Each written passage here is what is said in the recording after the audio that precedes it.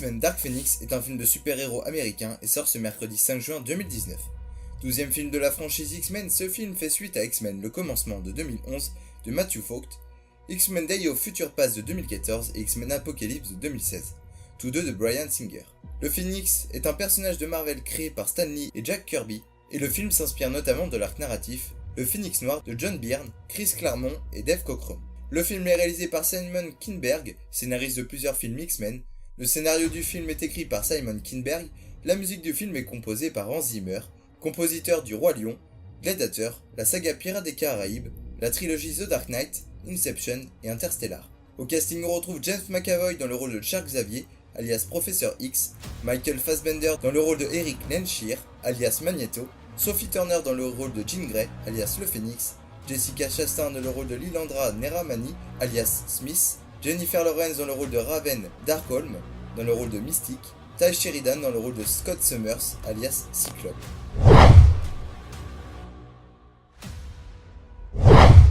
Dans ce film, les X-Men vont faire face à l'ennemi le plus puissant et le plus redoutable qu'ils aient jamais affronté, l'une des leurs, Jean Grey.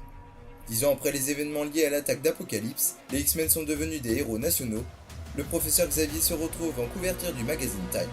Sa fierté ayant gonflé, il envoie son équipe sur des missions de plus en plus dangereuses. Lors d'une mission de sauvetage dans l'espace, Jean est presque tuée lorsqu'elle est frappée par une mystérieuse force cosmique. Une fois rentrée chez elle, cette force la rend non seulement infiniment plus puissante, mais aussi beaucoup plus instable. En lutte avec cette entité en elle, Jean libère ses pouvoirs d'une manière qu'elle ne peut ni comprendre ni contenir. Alors que Jean devient incontrôlable et fait du mal à ceux qu'elle aime le plus, elle commence à démêler le tissu même qui unit les X-Men. Maintenant, avec cette famille en train de s'effondrer, les X-Men doivent trouver un moyen de s'unir, non seulement pour sauver l'âme de leur ami Jean, mais aussi pour sauver la Terre des extraterrestres qui souhaitent s'armer de cette force et gouverner la galaxie.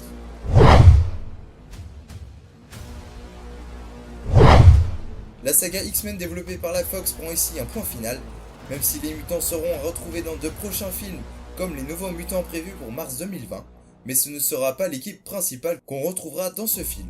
L'occasion pour nous de dire adieu à ces personnages avant un éventuel retour dans la phase 5 du MCU. Le film va s'inspirer de l'arc développé par John Byrne, Chris Claremont et Dave Cockrum et sera la seconde interprétation du déchaînement de Jean Grey après l'affrontement final de 2006, qui d'ailleurs on peut retrouver au scénario de ce film, Kinberg. Jean Grey est une super-héroïne évoluant dans l'univers Marvel de la maison d'édition Marvel Comics, créée par le scénariste Stan Lee et le dessinateur Jack Kirby. Le personnage de fiction apparaît pour la première fois dans le comic book Uncanny X-Men, premier du nom, en septembre 1963. Dans la saga du Phénix Noir, Jean pilote une navette alors qu'elle a eu un important orage solaire vers le retour à la Terre. Elle ne doit sa survie qu'à l'intervention de l'entité cosmique connue sous le nom de Force Phoenix. Outre une augmentation radicale de ses pouvoirs mutants originels, elle devient capable de manipuler une puissance énergétique et de transmuter son corps de chair en une entité énergétique qui, quand son pouvoir se manifeste à plein, prend la forme d'un oiseau de feu avec lequel elle se confond. Phoenix, qui pense elle-même être Jean Grey, poursuit sa liaison avec Cyclope. Même le professeur Xavier ne détecte pas la substitution. En parallèle, un groupe de mutants formant le cercle intérieur du club des damnés projette de détruire les X-Men. Le cerveau, mutant capable de fausser la vision du monde réel chez ses victimes et aspirant candidat au club des damnés, décide de manipuler Jean Grey, Phoenix, dans le but d'en faire sa reine noire. Le cerveau pense qu'en utilisant Jean Grey, il peut asseoir sa suprématie sur le cercle intérieur. Durant la bataille finale au cours de laquelle les X-Men affrontent le club des damnés, les premiers sont vaincus, à l'exception de Wolverine et de Tornade. Le cerveau, qui tient encore Jean sous sa coupe, affronte Cyclope sur le plan mental et le tue dans un duel à l'épée. Jean est surprise par la brusque interruption du lien psychique qui l'unissait à Cyclope et reprend le contrôle de son esprit, détruisant par là même l'illusion créée par le cerveau et faisant sombrer ce dernier dans la folie. C'est alors que la personnalité de Jean Grey cède devant celle du Phénix Noir. Seul le professeur Xavier parvient à l'arrêter avec ses pouvoirs psioniques. Commence alors une brève période de rémission. Cependant, en secret, le Phénix Noir prend le pas sur l'être doux et généreux qu'est Jean Grey. Ivre de pouvoir, elle anéantit ainsi les planètes alentour et les milliards d'êtres qui les peuplent. Devant cette menace, la garde impériale Shi'ar décide d'éliminer Phoenix, estimant que son pouvoir met en péril l'univers tout entier.